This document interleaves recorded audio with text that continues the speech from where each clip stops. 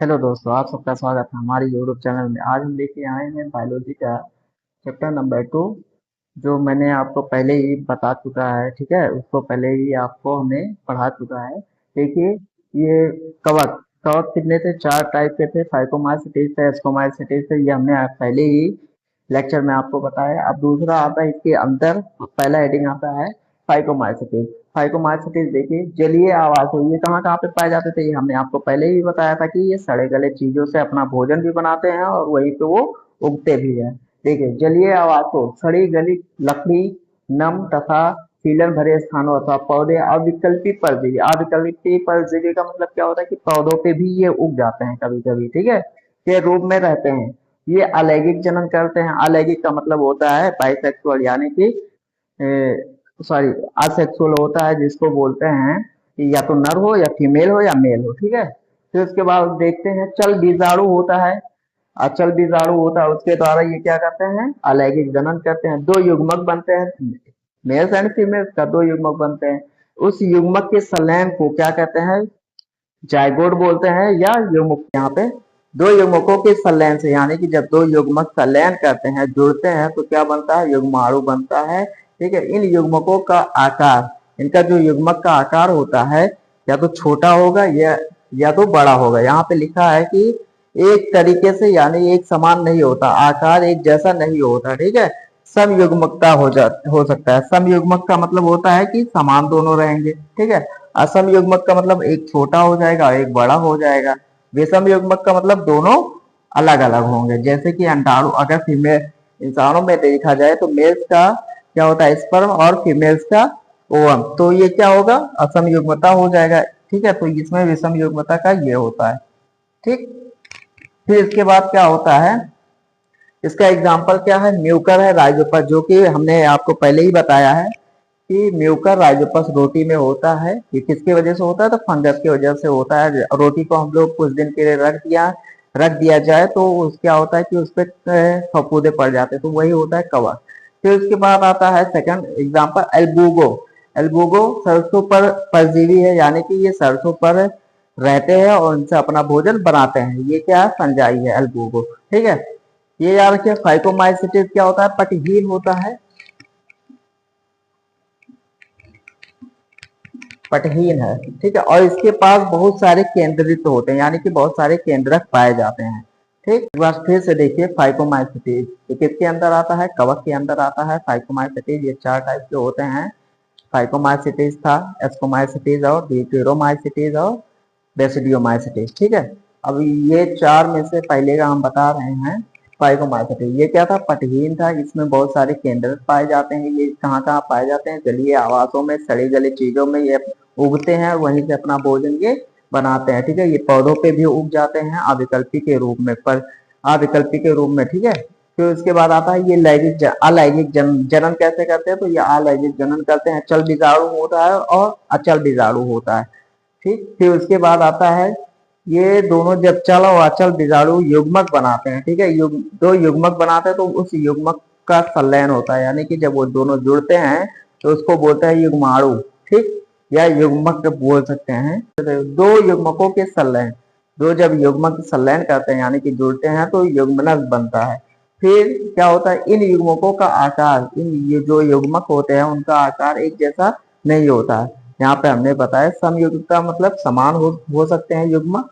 असमयुग्मता एक छोटा एक बड़ा हो सकता है। विषम दोनों ही अलग अलग हो सकते हैं। ठीक है, अब इसका एग्जाम्पल भी बताया, म्यूकर, राइजोपस रोटी। जो म्यूकर है, राइजोपस रोटी में ये होता है। अल्बुगो सरसों के पत्ते पर होता है परजीवी के रूप में, ये भी फंजाई है।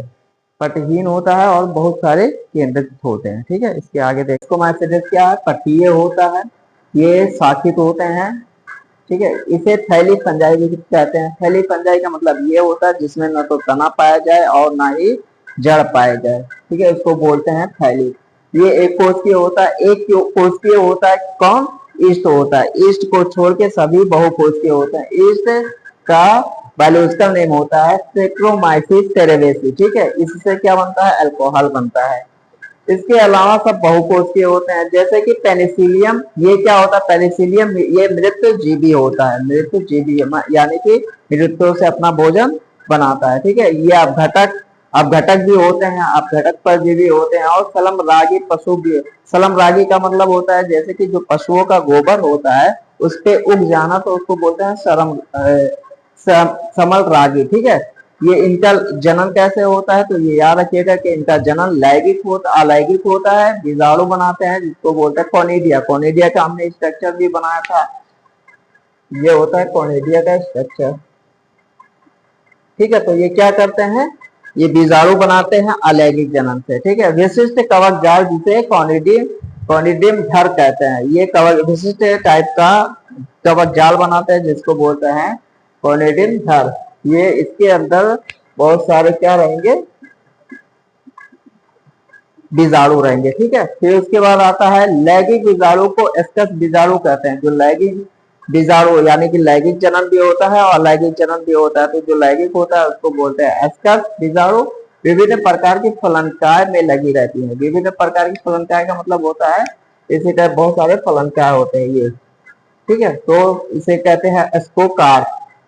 इसके अंदर एग्जाम्पल आता है एस्परजिलस हो गया, क्लेविसेप हो गया और नीरोस्पोरा हो गया। ये क्या होते हैं, ये शाखित होते हैं, पट्टिये होते हैं और अंकुरित होकर कवक जाल बनाते हैं। ठीक है, फिर क्या होता है कि जैसे कि एग्जाम्पल अगर और देखा जाए तो मॉरिल हो गया, ट्रफल हो गया।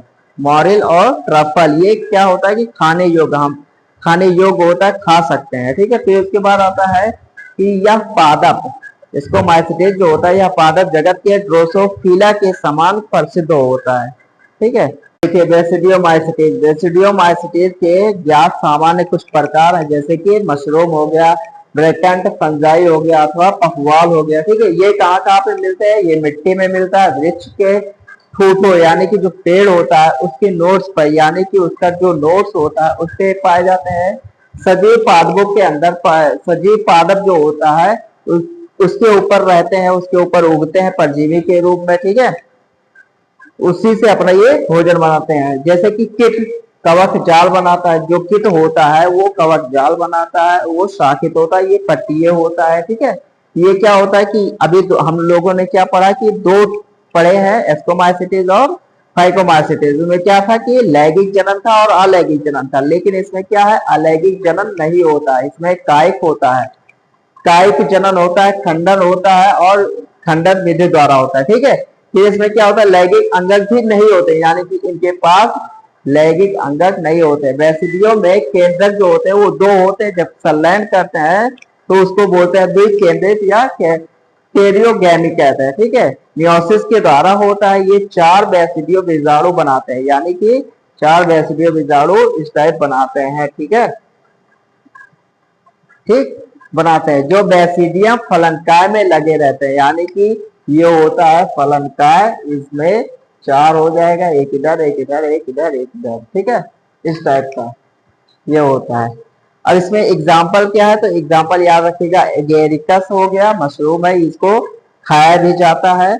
ऑस्टिलेगो हो गया कंड, और पक्सीनिया किड फंगस होता है। ठीक है, ये हो गया टीटेरोमाइसिटी, ये शाखित होते हैं और पटिए होते हैं, इनको बोलते हैं अपूर्ण कवक। ठीक है, क्यों अपूर्ण कवक बोलते हैं, किस बेस पे बोलते हैं, तो ये याद रखिएगा कि इनको जनन के आधार पर इनको अपूर्ण बोला गया है, क्योंकि इनके अंदर लैंगिक जनन नहीं होता। लैंगिक जनन इसका खोजा जा रहा है, इसके बारे में अभी काम चल रहा है। ठीक है, इसमें अलैंगिक अथवा कायिक परावस्था ज्ञात हो पाई है, इसीलिए इसको ड्यूटेरोमाइसिटीज में रखा गया। अगर लैंगिक जनन खोजा गया तो इसको एस्कोमाइसिटीज में या बेसिडियोमाइसिटीज में रख दिया जाएगा। ठीक है, इसके कुछ सदस्य जो होते हैं मृत जीवी परजीवी होते हैं, यानी कि मृत पे निर्भर रहते हैं या तो सजीवों पे निर्भर रहेंगे, लेकिन उनके अधिकांश सदस्य होते हैं अपशिष्ट के अपघटक, यानी कि खराब हुए चीजों को अपघटक तोड़ते हैं और खनिज के चक्रण में सहायता करते हैं, जो खनिज होता है उसको रिसाइकल करते हैं। ठीक है, इसका एग्जाम्पल है अल्टरनेरिया और कॉलिटोट्राइकम ट्राइकोडर्मा। ये याद रखिएगा कि ये 3 एग्जाम्पल है। ये इसको किस बेस पे, किसके आधार पे इसको अलग किया गया है, तो ये लैंगिक के जनन के आधार पर इसको अलग किया गया है, इसको ड्यूटेरोमाइसिटीज में रखा गया है। अगर लैंगिक जनन इसमें खोजा गया तो इसको एस्कोमाइसिटीज में और बेसिडियोमाइसिटीज में रख दिया जाएगा, उच्च वर्ग में रख दिया जाएगा। ठीक है।